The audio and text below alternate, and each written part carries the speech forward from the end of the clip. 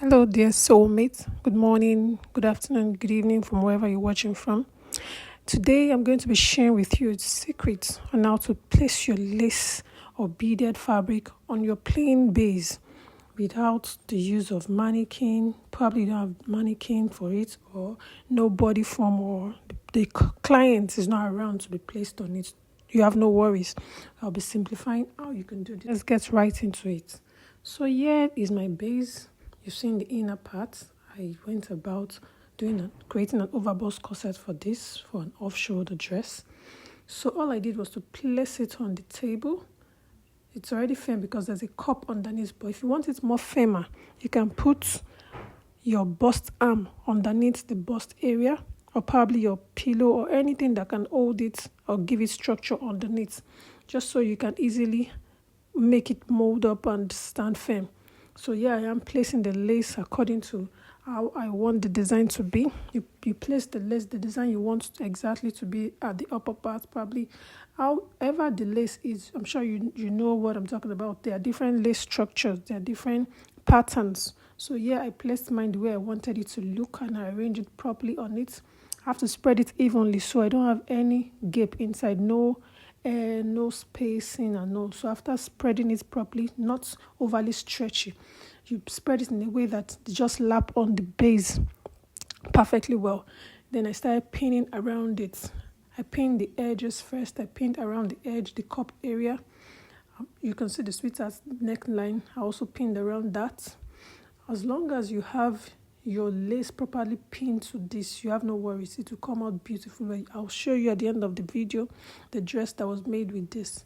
So after pinning them, I went about pinning the sides, like you can see me doing. Just watch how I do this. You pin carefully, no need to rush over it.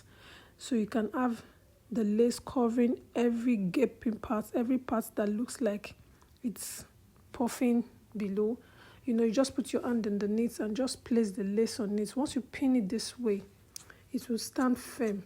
You won't even know it was placed or probably unstitched. That's the whole idea of lace placement, to look as though it came with the base itself.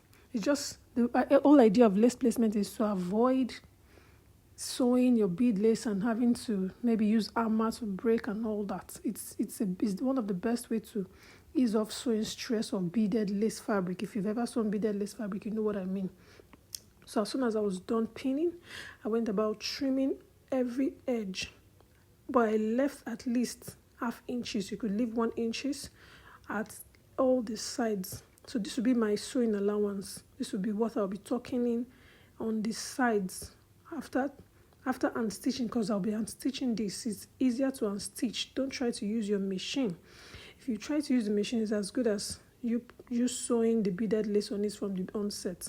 So sewing it with the hand needle actually help your work easier, because needle and thread, they won't have to pick on the beads. You can see the beads yourself. So I went about trimming the allowances on all the edges around it. Then I had to thread my needle. After threading the needle, I went around the sides. Okay, at the back area, we'll be having this corset or lacing bar at the back. So you wouldn't want the beaded lace extended towards that area. That's the part that you'll be putting in the corset O in them. So I also trimmed that part and I left half inches, which I'll be using to tuck in as well. You see the way I tucked it in at the side. You just fold in half inches where the last boning ended on that area.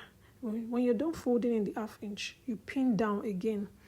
You pin down carefully the way you see me do. It's a very easy and smooth process. You don't have to worry about this. It's what everybody, even a novice, a beginner, can do. It makes tailoring work actually more easy. You get. Don't let the whole idea of lace placement make it look as though it's one big deal. No, it's not. So I've threaded my needle. So I went about tacking it. I first of all, from the onset, I tightened my stitch. I went about doing this about 3 times. You have to tighten the beginning part so that you don't have them losing. Of course, when you thread your needle. You can thread it double threading as well. So after I tightened that part, I went about using invisible stitch. Invisible stitch meaning the stitches will not be showing at the lining underneath, so you can just use your underneath finger and push out the lining. Then the stitches will go into the layer on the inside of the lace, which it might be your crepe, it might be your bridal satin, your doll face satin. So the needle comes out again at the outer lace. Then you go in a tiny bit, you pick a tiny bit, go inside in between the lining and the bridal satin again. Then it comes, you bring out the needle at the lace outside. So you repeat this step. So the sewing thread will not be showing both at the top and on the underlining. This gives your work a very smooth finishing. It gives it a very professional look. You know, when anyone pick up the cloth, they're wondering, how was this sewn? Not thread will be shown on any parts. So I went about doing this. Just watch carefully how I'm doing it. I went about stitching that lace bar area. You stitch it from the beginning stage to the down part, because you don't want that part pulling out when you try to lace the back of the corset. You want everything smooth and easy. You want everything looking very clean without anyone detecting it was made with hand, needle and thread and all. So when I was done, look at how it looks. Very smooth and beautiful look. Then you also do the same thing at the edges. I've done the upper part already. I folded in the allowance, then I stitch around the sweetheart's neckline area down to the other edge. Of course, I've done the other lace bar area as well. See how beautiful it looks. You won't even have to worry about any of such. Then I went about creating the skirts, after which I attached the upper part. You can see the same process I used for the black as well. Then here's my beautiful client, looking so beautiful in the pink and in the black lace. So I went about using lace placement for both. The same method I applied for the two dresses. I hope you enjoy watching. Do learn, subscribe. Thank you for